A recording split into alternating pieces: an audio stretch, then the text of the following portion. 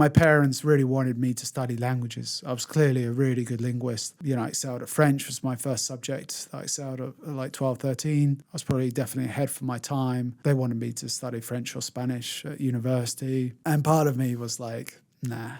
I don't want to follow the path that my parents want for me. There was a bit of that rebellious maverick spirit in me. I chose a new subject of politics as well, which meant that, again, it was kind of like a fresh slate. So I think for me, it meant I wanted to prove to myself that I could take a new subject, a new area, excel within that grade and do it for me. And I definitely succeeded in that as well. It was my top subject, top 1% in the country for politics in terms of results. So I think the original conception of sales for startups was very much driven by wanting to get out of employment. I wanted freedom, I wanted autonomy, and I had the chance to go and work for a friend who said, can you help me with my scrappy sales? So I thought, well, let's do it. As Richard Branson would say, there was no real business idea, there was no real company.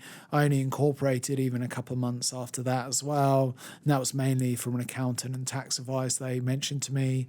So again, then I was like, what's that thing that Robert Kiyosaki said about this corporation thing? Oh yeah, this is probably it. So yeah, for me, it was very much about helping people, often kind of technical founders that don't really know much about sales, build a successful sales operation to win customers, to grow leads and build successful businesses. So James, can you tell me about any sacrifices that you've made to achieve your mission in life? Yeah, lots, I think. I sacrificed earnings when I first started my business. I had a successful B2B career in sales. I dropped my large salary for just £2,000, a one-off payment, not a retainer. And that was it. No guarantee of the next month, no guarantee of the next project. And I didn't really know what I was going to do, to be honest, when I started my first business. So that meant, I sacrificed holidays, I sacrificed having lovely pension benefits, lovely healthcare. Yeah, it was definitely difficult building a business without that safety blanket that I think you have. I think many people say now I would rather build a side hustle and have my employee career at the side. When I've split myself over too many different areas of life or areas of business or different hobbies or side hustles, I've always failed. Whereas I know that, if I commit, then I will find a way. And that has meant sometimes extreme stress, financial challenges, mental health challenges, feeling like maybe you won't succeed or you won't be there or you won't fulfill your obligations as a parent or as a partner or as a breadwinner. But you kind of find a way, I think. What I realized quite quickly was that venture capital firms had their preferred suppliers. They had these veterans. They had recycled them across different portfolio companies. I felt very much young, disruptive, inexperienced. And I thought, why would they want to work with me? The early stages, the way I leaned in was direct client acquisition. So I was very much like hands on deck, getting your hands dirty, being the fractional, being in the office, being on the calls. I remember one low point in my business career, after about 18 months, a veteran of sort of 30 years experience came to me and I sort of asked him for advice.